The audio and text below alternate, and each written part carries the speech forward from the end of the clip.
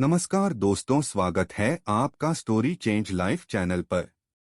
कहानी पसंद आए तो हमारे चैनल को लाइक करें, सब्सक्राइब करें और बेल आइकन को दबाएं।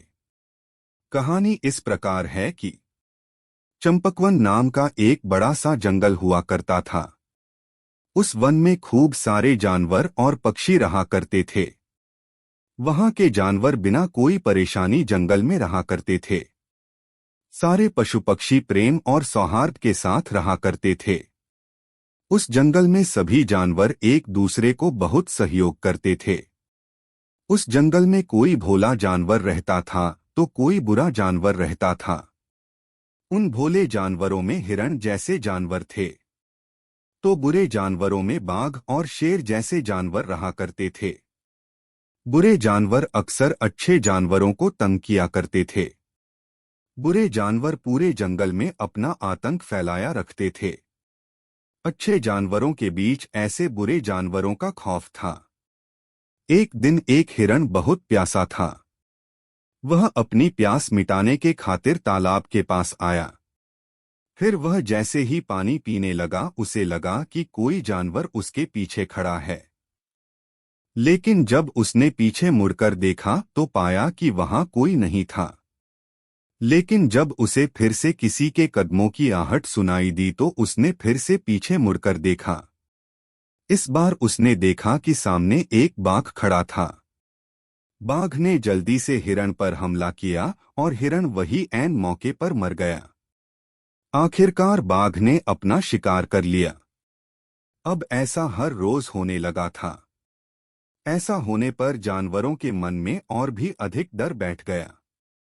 उन्हें लगने लगा कि अब सभी जानवर एक एक करके मारे जाएंगे।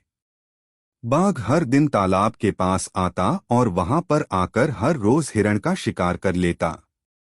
अब हिरणों को बाघ से डर लगने लगा। अब जब भी बाघ तालाब के पास आता तो सारे हिरण पहले से ही डरकर कहीं और भाग जाते थे।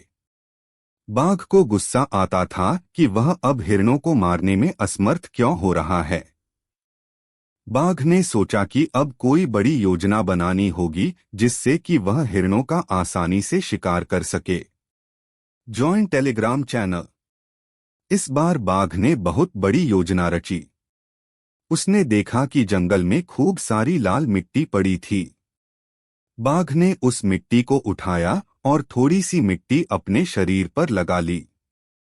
जैसे ही उसने वह मिट्टी अपने शरीर पर लगाई उसका शरीर भूरा हो गया। फिर उसने सारी मिट्टी अपने शरीर पर डाल ली। शरीर पर मिट्टी डलने से वह खुद मिट्टी जैसा ही दिखने लगा। तभी उसने देखा कि एक चिड़िया उस पर आकर आराम से बैठ भी गई। जब बाघ ने मिट्टी से अपना चेहरा निकाला तो चिड़िया उसे देखकर डर गई और वह फुर्र से उड़ गई।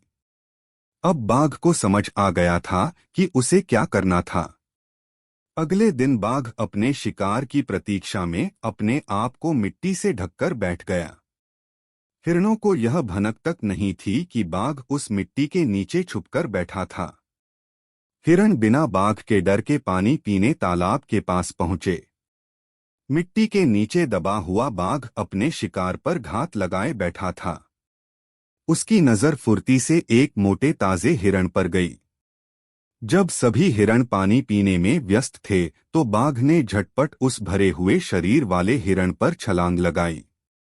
बाघ को देखकर हिरणों में अफरा-तफरी मच गई। आखिरकार बेचारा हिरण मारा गया। बाघ उसे खा गया। सभी हिरण दूर जाकर जोर जोर से रोने लगे। उनका एक और साथी आज बाघ के भेंट चढ़ गया था। उन सभी हिरणों को एक साही ने रोते हुए देख लिया था। वह उनके पास गया और बोला, मित्रों, मुझे पता है कि आज तुम लोगों के साथ कितना बुरा हुआ है। तुम लोगों ने आज अपने एक सच्चे मित्र को खो दिया है। पर तुम सब विलाप मत करो। मैंने उस बाघ को देखा कि वह कैसे मिट्टी के नीचे दबा हुआ बैठा था और कैसे उसने तुम लोगों पर हमला किया। वह तुम सभी का कितने समय से शिकार करता आ रहा है। लेकिन अब समय आ गया है कि उसको सबक सिखाया जाए, सभी हिरणों ने पूछा कि उस बाघ कैसे सबक सिखाएंगे। वह बाघ तो बहुत ही ताकतवर है। तब शाही ने कहा कि वह अपने दूसरे दोस्तों के साथ मिलकर उस बाघ को हरा देगा। फिर अगले दिन वह शाही अपने अन्य दोस्तों के साथ उसी जगह पर आया जहां पर वह बाघ मिट्टी में दबकर छुपता था। वह सभी शाही मिट्टी खोदकर उसके नीचे दब गए। फिर थोड़ी देर बाद वह बाघ वहां पहुंचा। आज जैसे ही वह बाघ मिट्टी को अपने पूरे शरीर पर डालकर मिट्टी के नीचे छुपने लगा, ठीक उसी समय शाही की फौज ने बाघ पर हमला बोल दिया। हमले से बाघ छटपटाने लगा। हमला इतना तेज था कि बाघ की कुछ ही समय में मौत हो गई। जैसे ही उस बाघ की मौत हुई, सभी हिरण जश्न मानते हुए वहां पहुंचे। वह सभी बहुत हैरान थे कि कैसे एक छोटे से दिखने वाले जीव ने एक विशालकाय बाघ को हरा दिया। इस कहानी से हमें यह सीख मिलती है कि एकता में बल होता है। सोच और समझदारी से किया गया काम हमेशा सफल होता है। धन्यवाद दोस्तों, आपने हमें देखा। कहानी पसंद आए तो हमारे चैनल को लाइक करें, सब्सक्राइब करें और बेल आइकन को दबाएं।